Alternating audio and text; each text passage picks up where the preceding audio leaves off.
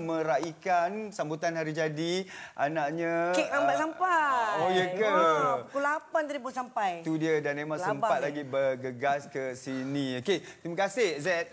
Z boleh turun kat sini sekejap sementara dengan Emma Fatimah ni. Okey, kita tanyakan dengan Irma mengenai cerita yang kami dengar tengah hari tadi pun dah keluar cerita itu kan. Bukan sebenarnya datang untuk menanyakan hal itu saja Emma, tetapi sebabkan dah ramai orang bertanyakan dan kita punya masa pun agak dah sampai ke penghujung ini. Mungkin Irma boleh menjawab tentang apa perasaan Irma lah. Orang semua tanya, Irma ni seorang yang garang, Irma ni seorang yang tegas, Irma ni seorang yang berpendirian. Tetapi apabila berita bahawa Badar, suami Irma, menikahi wanita yang kedua, semua tertanya-tanya dan mencari Irma. Macam mana ini boleh berlaku? Allahuakbar. Macam mana boleh berlaku tu kena tanya sang suami je lah. Kan sepatutnya.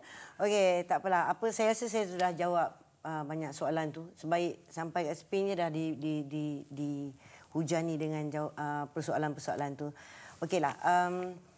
Seperti mana saya mengikat perkahwinan saya dengan Badar, dengan kasih sayang, dengan keharmonian.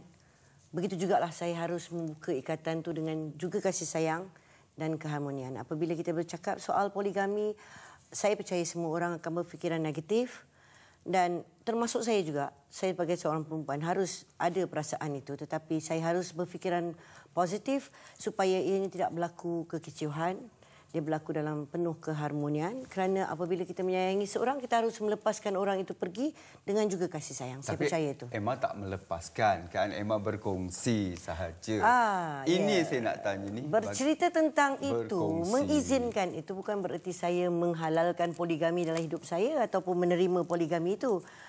Saya mengizinkan, mungkin itu adalah satu pengorbanan saya sebagai seorang isteri untuk kali terakhir buat suami saya. Adakah Emma sebenarnya merelakan dengan keberatan? Tidak, tidak sama sekali. Kerana apa yang Badar lakukan itu, dia berhak untuk mendapat kebahagiaan itu. Kerana saya tidak mampu memberi kebahagiaan yang diperlukan daripada perempuan itu mungkin. Dan mungkin ada sesuatu yang lebih istimewa yang ada dalam perempuan itu yang tidak ada pada saya.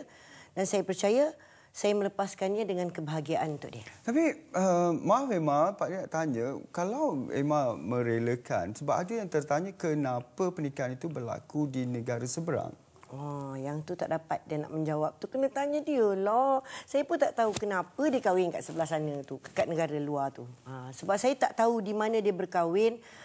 Dan saya tak sempat berjumpa dengan perempuan itu lagi.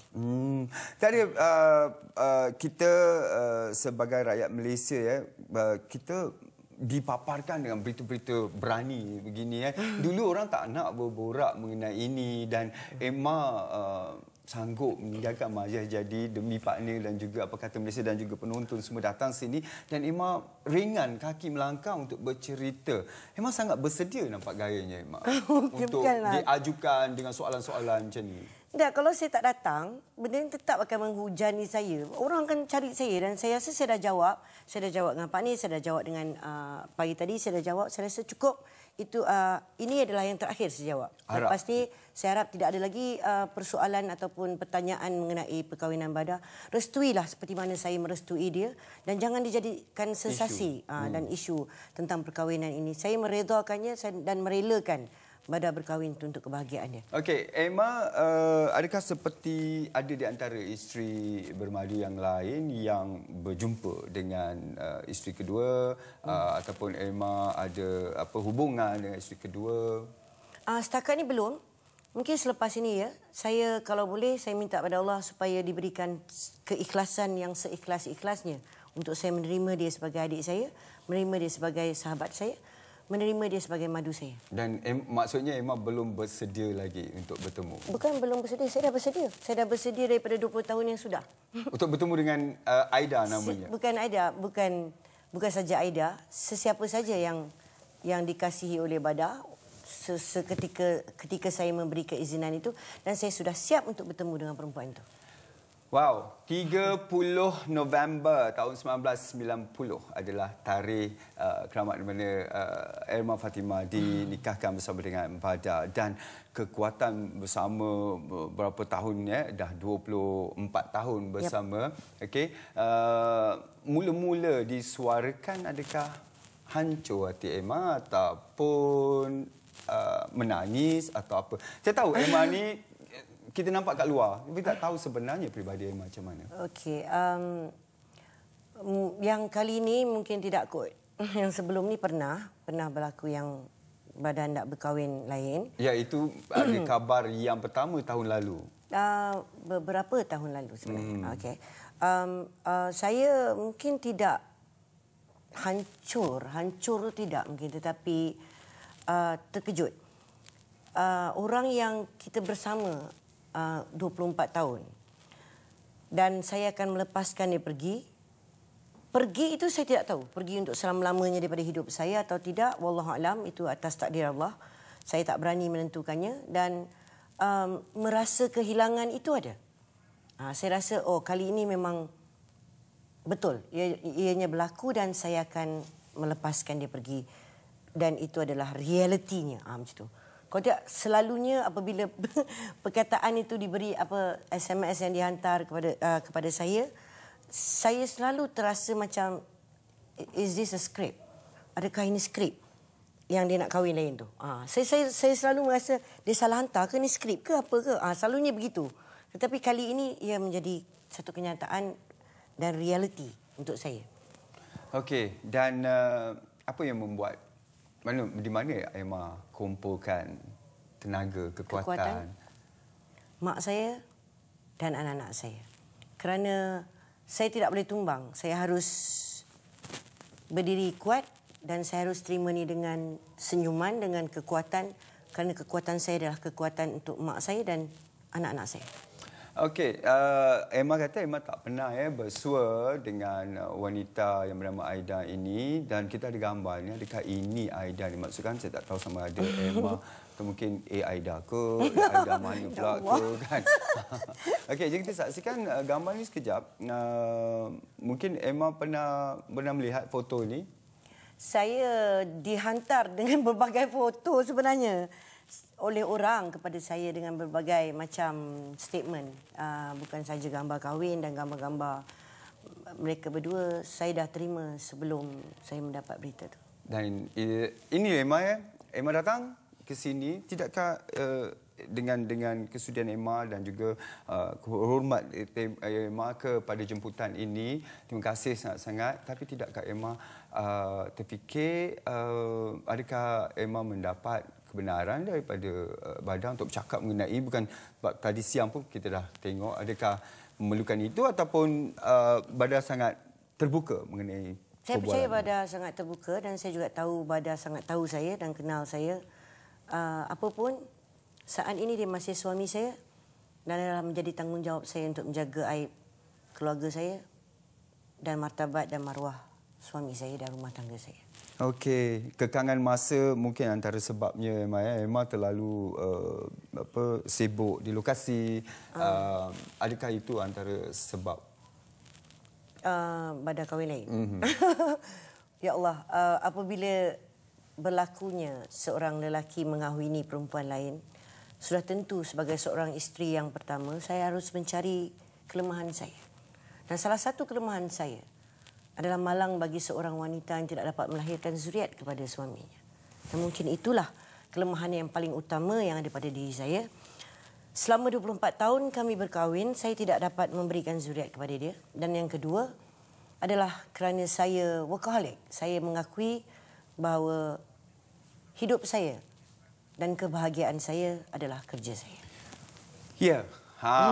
Jadi kepada mereka yang memberikan pandangan dan kadang tak tahu apa cerita isi rumah tangga orang, kan memberi pandangan tanpa melihat perkara yang sebenarnya berlaku. Anda dah dengar sendiri daripada mulut Erma Fatimah. Jadi kita timbangkan jugalah, jadikan ia sebagai refleksi kepada diri kita. Okey, yang ini adalah pungutan suara yang telah pun kami pungut. Perlukah peminat mengambil tahu kisah peribadi selebriti secara berlebihan. Ini keputusan yang telah pun kami kumpulkan, iaitu ia 44% mengatakan ia perlu mengambil tahu dan 56% mengata tidak. Jadi ini adalah anda sendiri yang memberikan refleksi jawapan, tidak perlulah mengambil tahu hal ehwal artis secara berlebihan. Tetapi adakah itu secara realitinya yang berlaku di luar sana, Emma, ya? Dan terima kasih kepada Z Zaidi kerana terus berbual dengan partner tadi. Ya, kita nak ucap terima kasih kepada Z Zaidi kerana sudi, dan mungkin kita boleh berhenti seketika sekarang ini. Sekejap lagi kita akan kembali sekali lagi untuk bersama dengan Erma Fatimah untuk kita terus bercerita tentang episod seterusnya dalam kehidupan Erma Fatimah selepas ini, dan kita berhenti seketika tentunya dalam Apa Kata Malaysia selepas ini.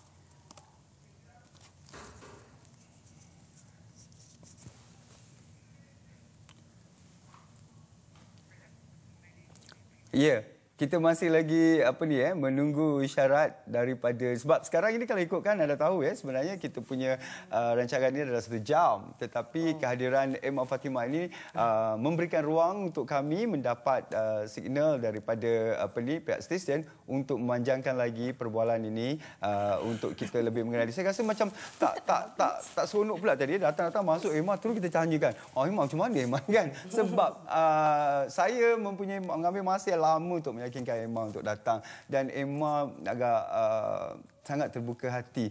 Apa yang menyebabkan Emma terbuka hati untuk terus menerima undangan saya ini, dan saya sangat tersentuh juga. Dan kita berhenti sekejap lagi, Emma jawab. Okey, Emma, ya? Okay. Terima kasih. Terus bersama dengan Apa Kata Malaysia. Terima kasih, Z Zaidi. Terima kasih sangat. Selepas ini, ya.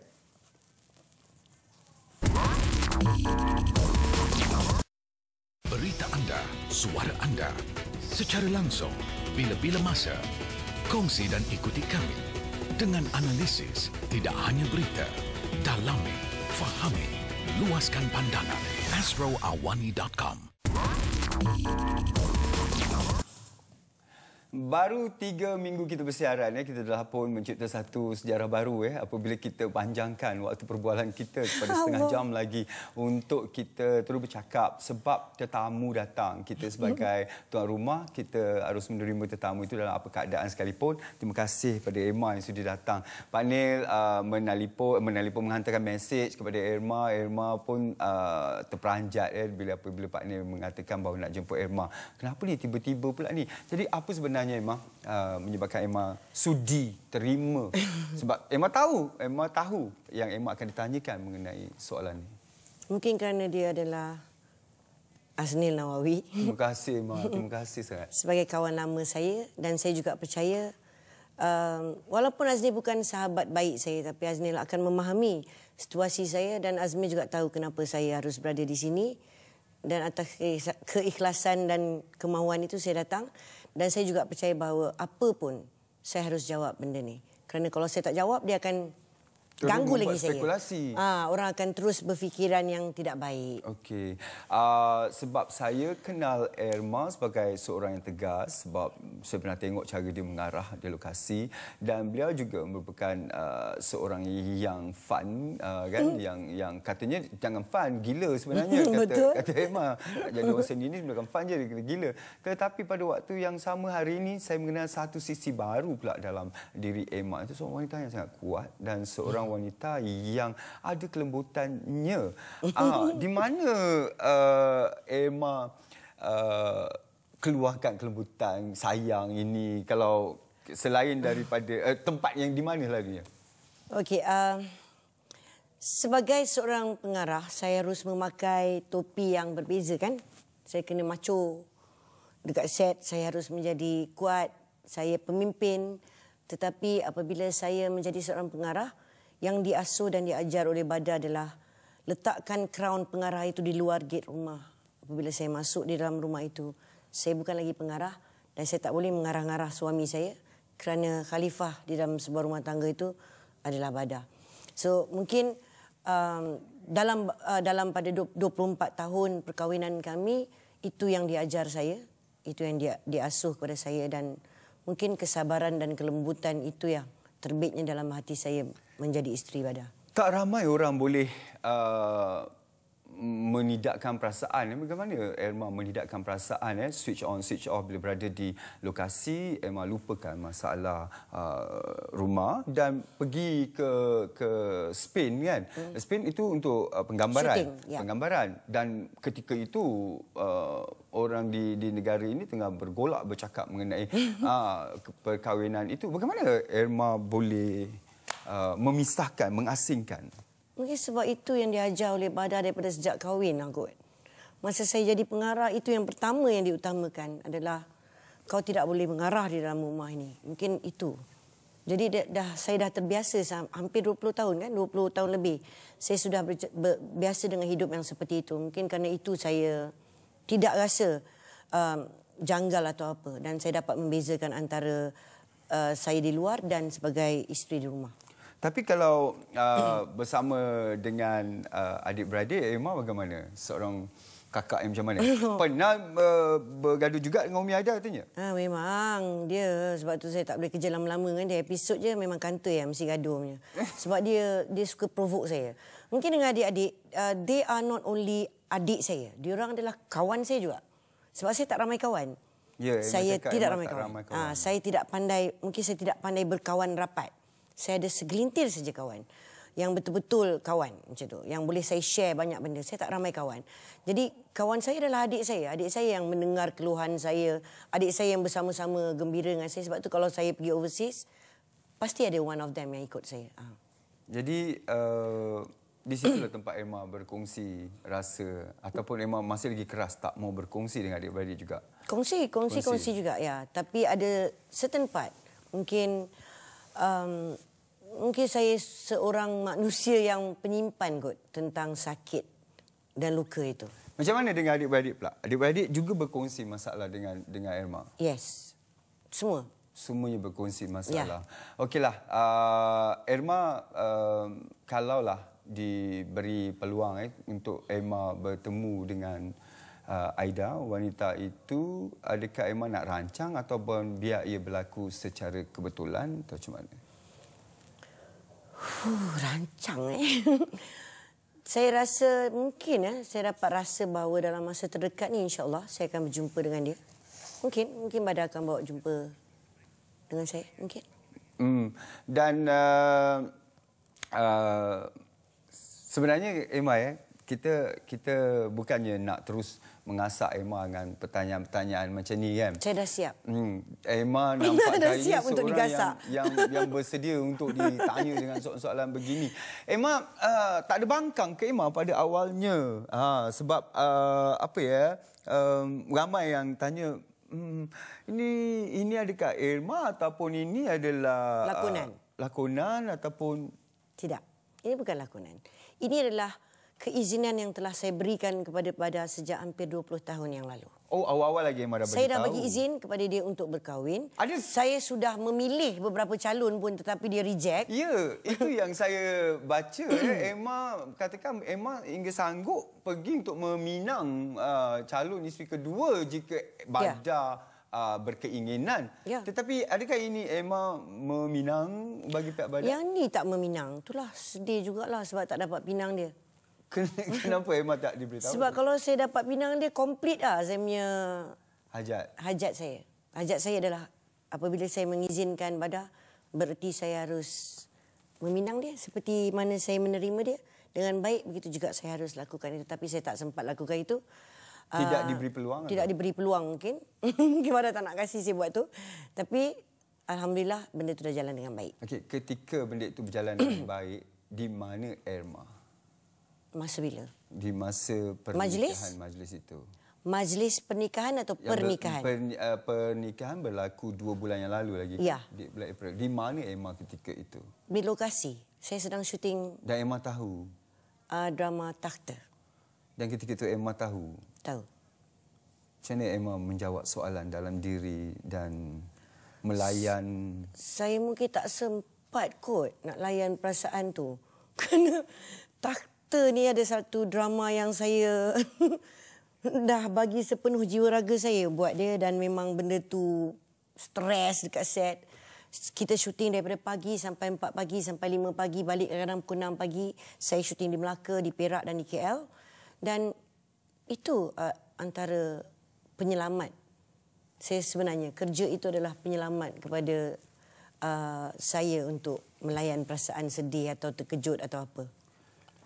Sebab saya selalu tengok kan drama, selalu pernah tengok drama orang lain kan, di mana suami sedang menikah, isterinya sedang menangis di dalam bilik. Ini adalah satu klise drama-drama kita. Tetapi ini berbeza. Mak pergi bekerja dan suami. Alhamdulillah, syukur Allah selamatkan saya waktu tu saya sedang syuting kot. Dan Emma menangis tak? Saya tidak menangis, saya cuma terkejut sedikit. Terkejut sedikit. Okey, jadi bila kita bercakap pasal tahta, ada juga lagi kontroversi tahta. Emma tak penat ke Emma nak buat kerja? Setiap kali Emma buat kerja ada aja kontroversi yang datang. Itu ya. Kenapalah saya dilahirkan sebagai seorang Erma Fatimah yang berkontroversi sedangkan saya tidak mencari kontroversi itu dan saya tidak perlukan kontroversi itu. Macam mana nak jawab tentang takhta ni? Takhta ini dah... balik pada cerita pasal kontroversi tu. Bagaimana Emma melaluinya, Emma?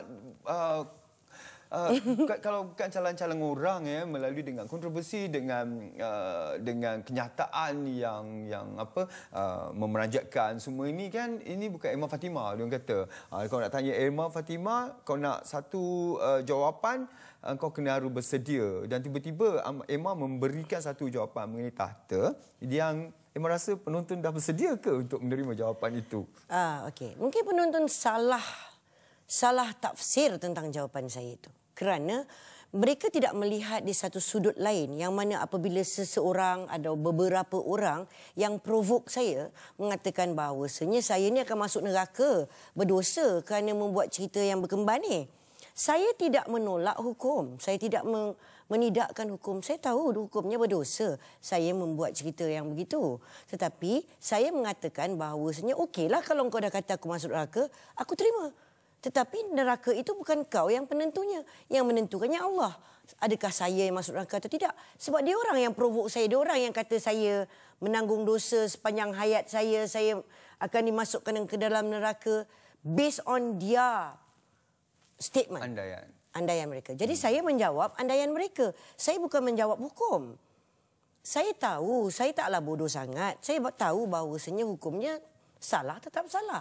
Saya tidak boleh menukar hukum. Menghalalkan cara. Walaupun menidakkan hukum dengan menghalalkan cara saya. Cuma mereka tidak faham bahawasanya budak itu Kristian. Yang berlakon itu dia bukan Islam. Dan walaupun dia bukan Islam, salah saya tetap. Saya tetap salah. Yang saya jawab adalah mereka yang provok saya tentang syurga, neraka, dosa, pahala ni. Ya, sebab Erma dia mengeluarkan macam-macam kenyataan di laman Instagram dia. Dan kadang-kadang terperanjat juga Erma memberi kenyataan itu. Jadi adakah Erma akan lebih berhati-hati selepas ini apabila baru ni dia naikkan gambar di belakang seorang lelaki ada dua wanita, kan? Apa perkataannya Erma? Jangan lupa. Behind the success man is a woman. So if you want to be more success, then marry another woman. Jadi Emma letakkan itu. Jadi macam-macam andaian yang diberikan termasuk saya. Saya pun memberi andaian itu. Adakah Emma ini mengadu ataupun mengiyakan ataupun membangkang? Apa sebenarnya Emma? Suka, seronok. Instagram tu dia dah macam jadi hobi. Kau marah, kau keluar Instagram. Kau seronok, kau keluar Instagram. Kau tak puas hati, kau keluar Instagram. Kau provoke orang balik pun kau keluar Instagram. Jadi bagi saya, you provoke me, I provoke you back. Itulah soalan saya dengan Z Zaidi juga tadi. Dia jadi... Siapa suruh provoke? Macam contohnya, saya pergi Spain, saya masuk dalam church, bukan saya sembahyang. Saya pergi tengok sebuah tempat sejarah, sebuah masjid yang ditukarkan menjadi church apabila Andalusia zaman Islam jatuh. Ya? kita keluarkan gambar tu. Tap ni apa benda berdosa masuk neraka. Saya pun keluarkan lagi satu gambar yang clear punya. Tapi saya cakap, before you write anything, why don't you Google and understand about what is Alhambra, what is Cordoba. Itu dia. Adakah Emma akan lebih berhati-hati, Emma, lepas ni di Instagram? Tidak, I'll be myself. That is me. Saya buat apa yang saya suka. Saya buat apa yang saya rasa I feel good. Tapi kalau orang tak suka, jangan masuk Instagram saya. Okeylah, Emma. Kita rasa tertutup perbualan kita. Tak boleh tambah sini. Sampai 11.30 Emma nak boleh je, Emma. Tak adalah.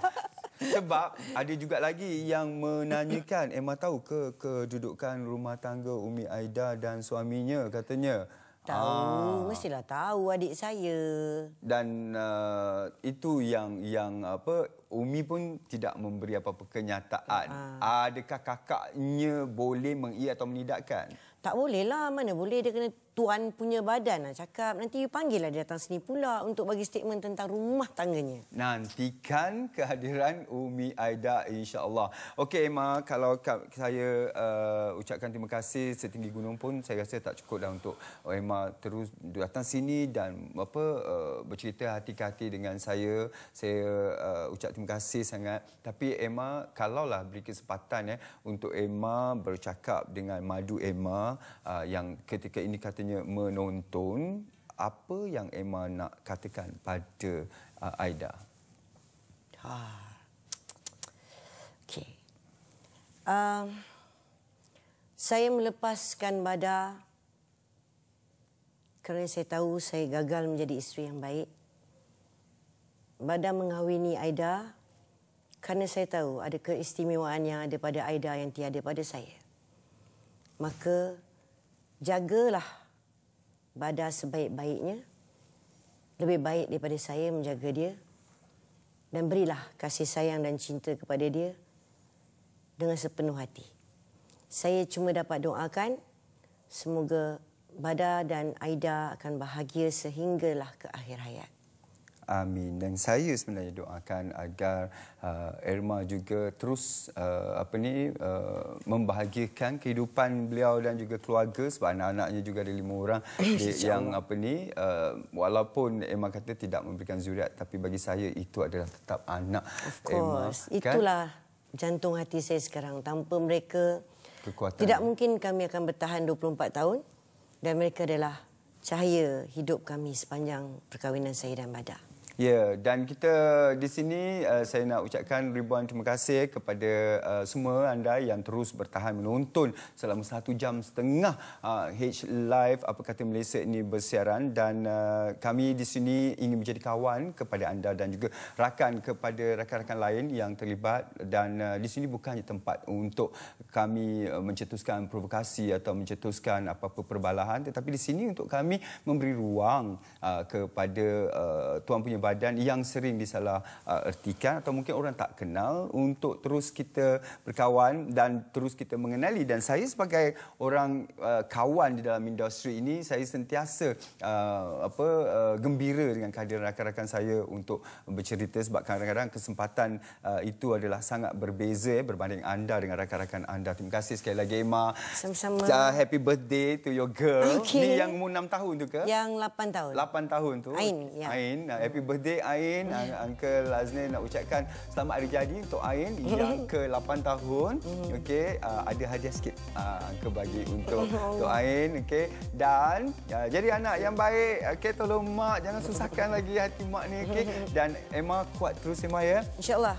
Okey, dan terus bersama dengan industri ini dan memberikan satu kerja yang seperti biasa, kerja yang sangat berkualiti. Terima kasih. Kita insya-Allah kita jumpa lagi dalam H Live hari Isnin sampai Jumaat 2 kali sehari, ya. Pukul 1 dan pukul 8.30 malam, dan tentunya pada hari Ahad kita rangkumkan cerita yang anda ingin dengarkan untuk kami dengarkan dan juga kami paparkan dalam H Live Apa Kata Malaysia. Assalamualaikum, selamat malam dan jumpa lagi.